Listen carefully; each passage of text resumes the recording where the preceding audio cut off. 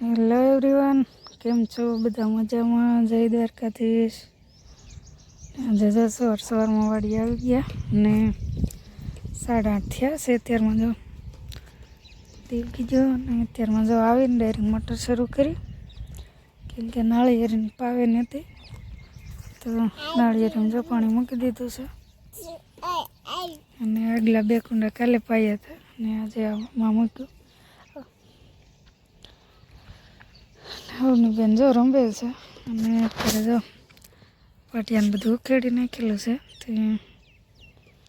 હવે અંદર જોવા જવું છે, કેમ કે કાલે હાલો ને આમ જાય અહીંયા એ રહેવા દે. અમારે બેનને પાણી આવતું એટલે રહેવાય નહીં.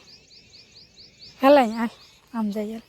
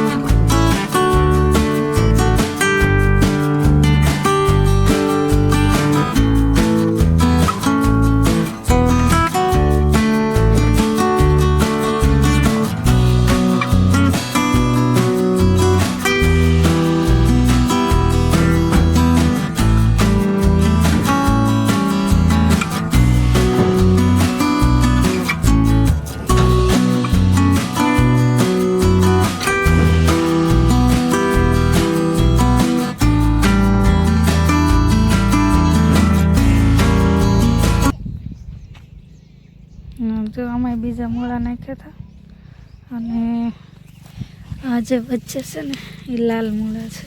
જો એકાદું બતાવું તમને બહાર હોય. જો આવી રીતના લાલ મૂળા છે. તો આ ઓનલાઈન જે મંગાવ્યું હતું ને બિયારણ છે. અને આ છે કસૂરી મેથી જેવું. અને આના પણ તો કંઈક યુનિક અલગ જ છે. જો અને મેથી પણ અલગ જ લાગે. જો કસૂરી મેથી છે, ગાજર છે. આ ઓનલાઈન બધી મંગાવેલા છે ને એ વસ્તુ છે બધી. અને જો રીંગણીના છોડ છે અને ટમેટી છે. અને આ છે જો વટાણા. આ પાછા અહીંયાથી મૂળા લીધેલા છે. આ શક્કરિયા છે. આમાં રીંગણીના છોડ આમાં 5-6 નાખ્યા હતા.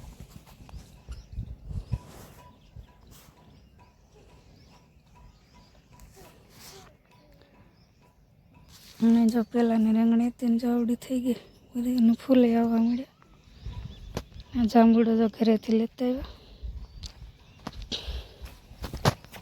અને આ જો કેરીના મસ્ત ફળી ગઈ, કેમ કે આને હવે થળીઓ આને રે જોઈન્ટ થઈ ગયું હોય જમીન રે. અને જો મસ્ત ફળ આવી ગઈ છે સરસ મજાની.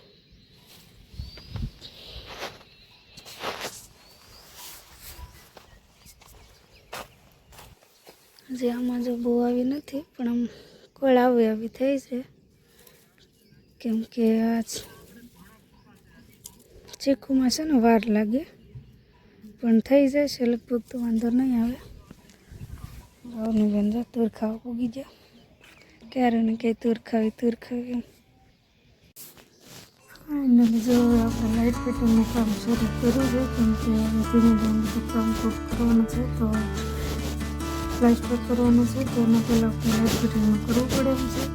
તો થોડું બધું કામ થતું જાય છે. અને લાઇટ ફિટિંગનું પણ ઘણું ખરું થઈ ગયું છે અને થોડું ઘણું બાકી છે. તો હવે એકાદ દિવસમાં થઈ જાય તો પછી હવે આપણે પ્લાસ્ટરવાળાને થઈ જવાનું રહે તો પછી થઈ જાય. અને હજી તો જો પાછળનું ઘર પરથી આપણે દેવાનું કરવાનું છે, તો હજી સાંજે ટાઈમ લાગી જાય.